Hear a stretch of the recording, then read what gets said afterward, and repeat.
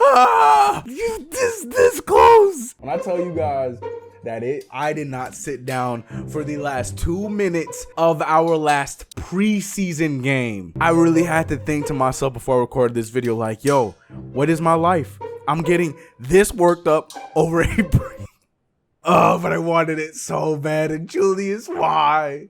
It's Randle. He's got a fire. He does.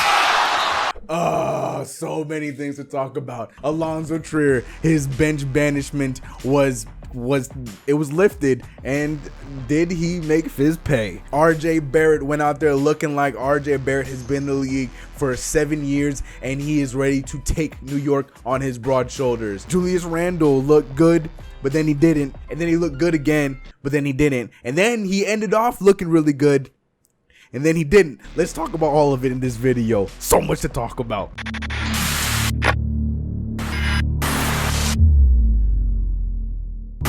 What's good, CK Crew? It's your boy CK2K. Welcome back to another video. Yes, the Knicks coming off of their final loss, ending the preseason at 1-3. We are going to get into all of the goodies. That was the finale in our preseason, leading us to 1-3. But before we do any of that, you guys know the deal. If you haven't already, hit that subscribe bell. Hit the subscribe bell. Hit the subscribe button. Hit that notification bell so you guys know when the videos are coming up. I'm uploading on a Saturday. I don't normally do that, but because we had a game last night, it's mandatory. Video is up for the people. And also for the people who are trying to get into the fantasy league, the first league is completely full. It is over, so we have a full 16 in the first league, so that's it. Game over.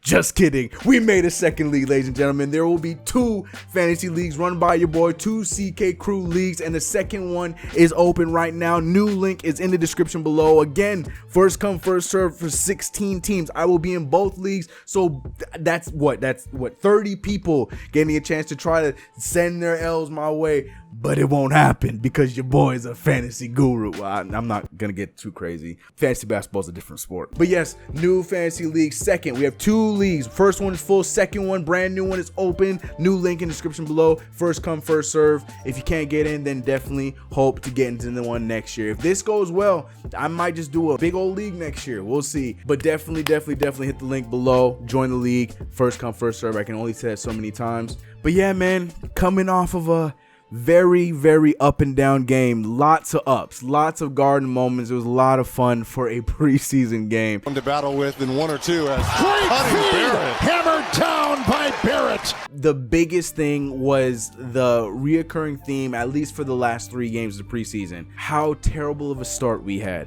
And the thing is, like, at first I wanted to come, I have it all written down, I wanted to come in here bashing the starting lineup and stuff like that, but then we ended the game with, well, outside of Wayne Ellington, with the exact same starting 5 that did not work out for us, and eventually ended up working out for us towards the end of the game. Now, I'm not expecting Wayne Ellington to be the starter. I'm sure that that was, again, another one of Fizdale's experiments, trying something out. Again, people are just overblowing everything that's going on with Fizdale right now, forgetting the fact that this is a thing that he does. He does this. He's trying to work out the different rotations, seeing how they fit in the preseason. And for doing a lot of experimenting that he's been doing, for us to stick in a game like that against a Western Conference team that looked very poised, as young as that team is, they look very poised. And I as upset as I was about the loss, can't be mad at everything that happened throughout that entire game. But I will not do what I did in the last video. I am not going to wait till the end of the video to shower our young king with love, because RJ Barrett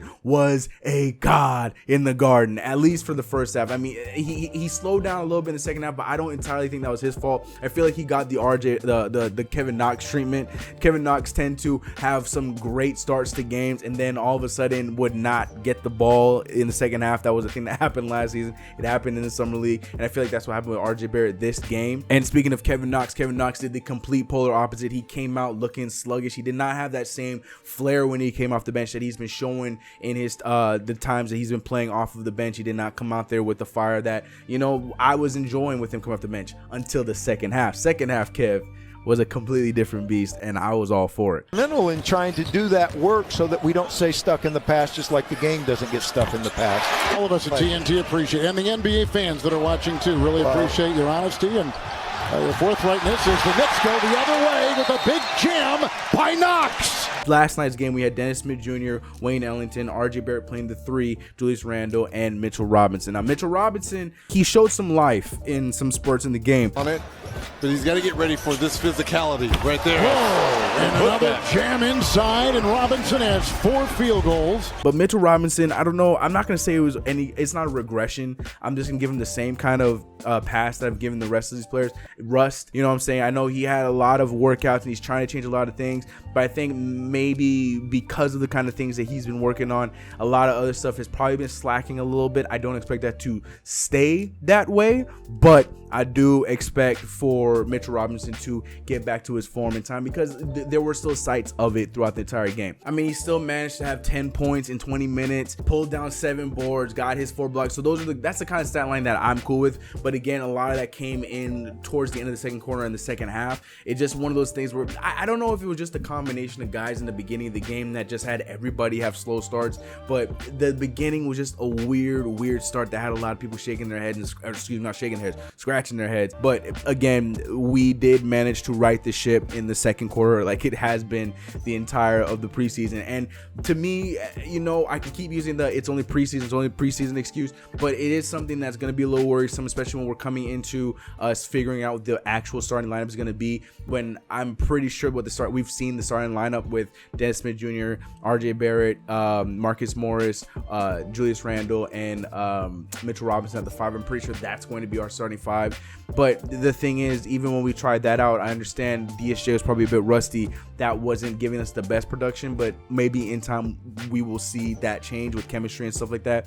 But the biggest thing, I can go on and rumble on, the biggest thing that we do need to know is that Alonzo Trier, the ban needs to be lifted, because that boy went out there and completely changed the game. 17 points in 24 minutes. I've been saying it over and over. Now, I know a lot of you guys would love to see him start. Like, that is a nice theory and everything, but I love what he does for us coming off the bench, because he is the most fearless dude in the game. And maybe maybe him starting would solve the problem that I just mentioned. But primarily, to me, I like what he does off the bench, because to me, it's never about how you start, it's about how you finish. And bench play is always a big contributor to that. And tonight, or last night, was a huge example of that. But the point of the matter was, we do need to see a lot more Alonzo Trier if we're going to be trying to be in these games in the long run. And I think a lot of people are blowing the Zoe thing out of proportion. I do believe he's going to be a part of this rotation. Never had any doubt in it, but I mean, we will only have to wait and see when the season starts. It was hard for me because I don't know how to go into this, because at first, you know, just from what I was seeing, like, Dennis Smith Jr. didn't look the greatest, but at the same time, he was doing a very good job with his on-ball defense. I'm sorry for my Frank Ntilikina stands. I am one of them as well, and you guys know how I feel, but I'm very critical when it comes to Dennis Smith Jr., but I will give him his props when his props are due. He did have a solid on-ball defensive night, to the point where he had a bit of a Frank Ntilikina stat line.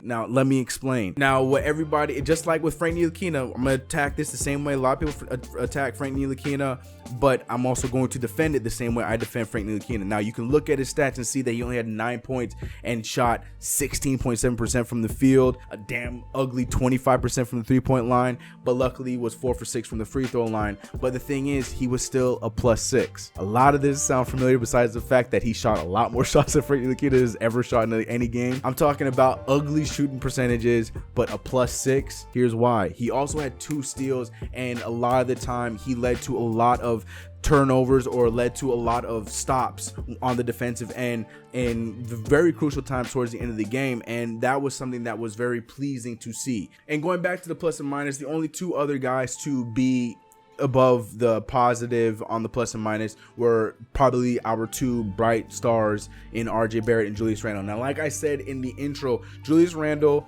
was good until he wasn't, until he was good again, until he wasn't, until he was good one more time, until he decided not to be good again. So Julius Randle had a very up and down game, but again, if you're just strictly looking at the box score, he did shoot 36% from the field, but something that stuck out to me was the fact that he was 3 for 6 from the three-point line, which is 50%, which is something that I will take any day of the week when it comes to Julius Randle. He had his normal 9 boards, and this time he had 5 assists in a lot better of a situation than him trying to force the ball as a point forward. A lot of it, like I said in my last video, came organically. There were points when we were moving the ball, got the ball to him in the high post, and then he made a nice decision. Those are the kind of situations I want to see Julius Randle in.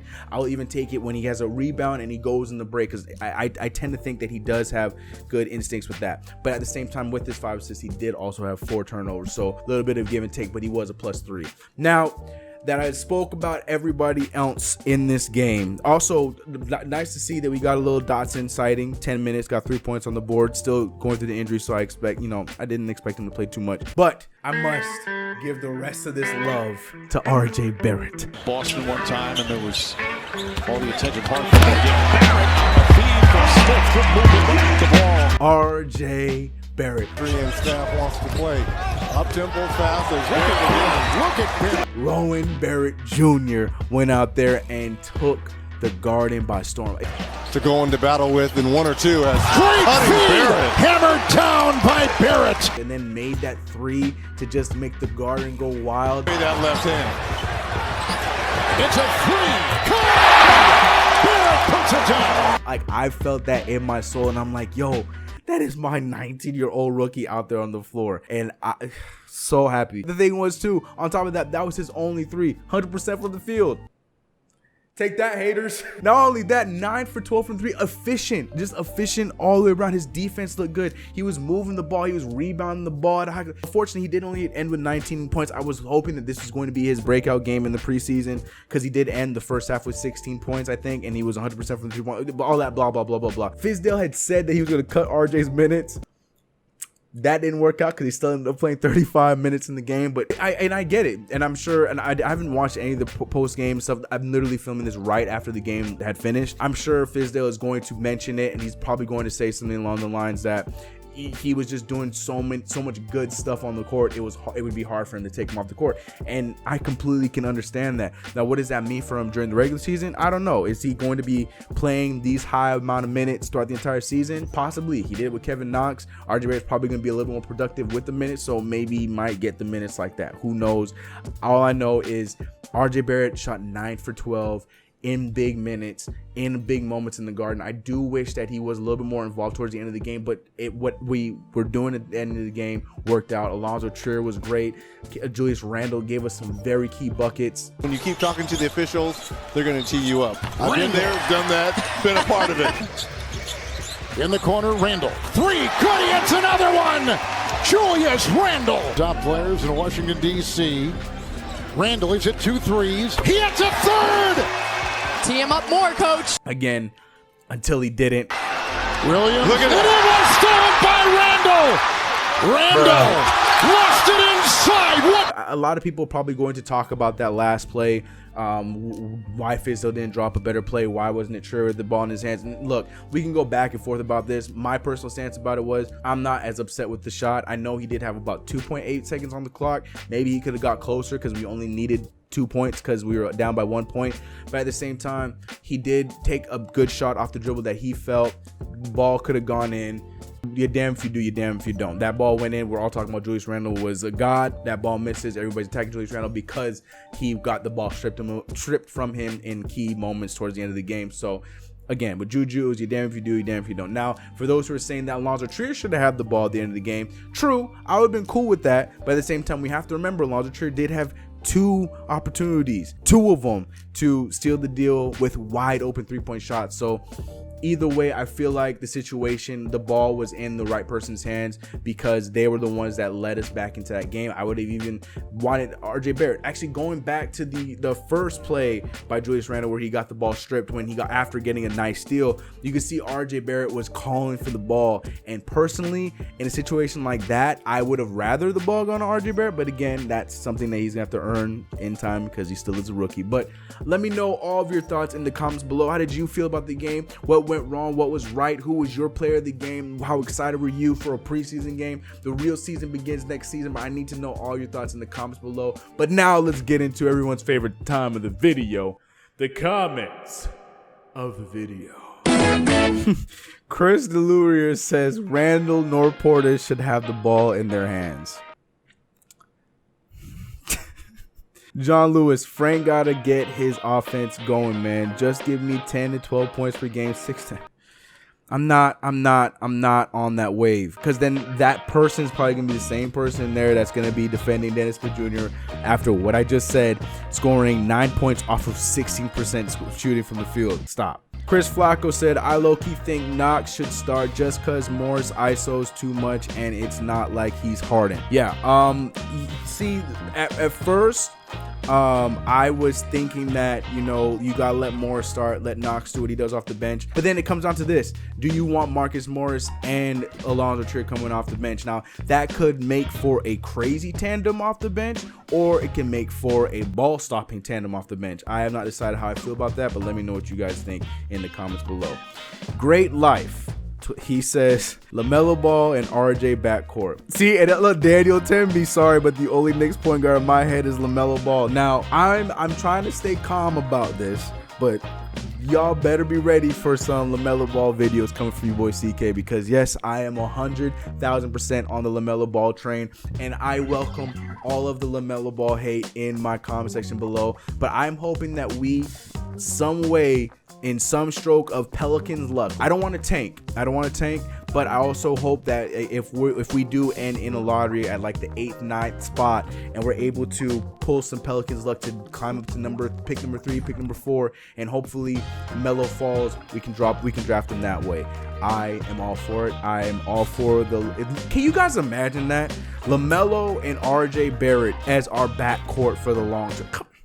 If y'all are really gonna hate at that, then I don't want to hear it. I don't want to hear it. A 6'7" point guard that does the things that LaMelo does, and even for those that want to say the defensive line, talking about he didn't play defense, I encourage you, I implore you to watch some actual NBL games, because he's out there playing defense against a lot of solid one-time NBA guards, and I think he's been doing a good job with it. So I'm not really entirely. He plays defense very similarly to the way that Lonzo Ball plays defense, where he's not a lockdown on-ball defender, but he's a pesky on-ball defender. And look, I'll take that any day of the week. But again, that's just my opinion. So for my people talking about the LaMelo Ball stuff, just know your Uncle CK, I'm right there with you. But until then, Frank Ntilikina is my starting point guard. And if Frankie is able to go above and beyond this year, I will scratch all the LaMelo Ball talk immediately. But that's enough from me. Let me know all of your guys' comments and thoughts in the comment section below. Join the Fantasy League. Link is in the description below. Again, I can only say it so many times. First come, first serve. If you go in and the league is full, I'm so sorry.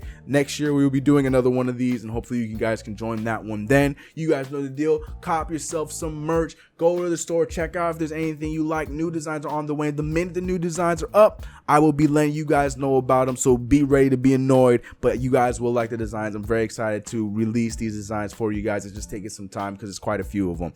It's been your boy CK2K. Y'all know the deal. If you haven't already, hit that subscribe button, hit that notification bell. I'm gonna catch you guys in the next video. I'm out of here. Let's get it. I'll see y'all later. Feeling like I won the lotto. Always taking trips with a new chick, asking where the time goes. And I wonder if this is all I'll know.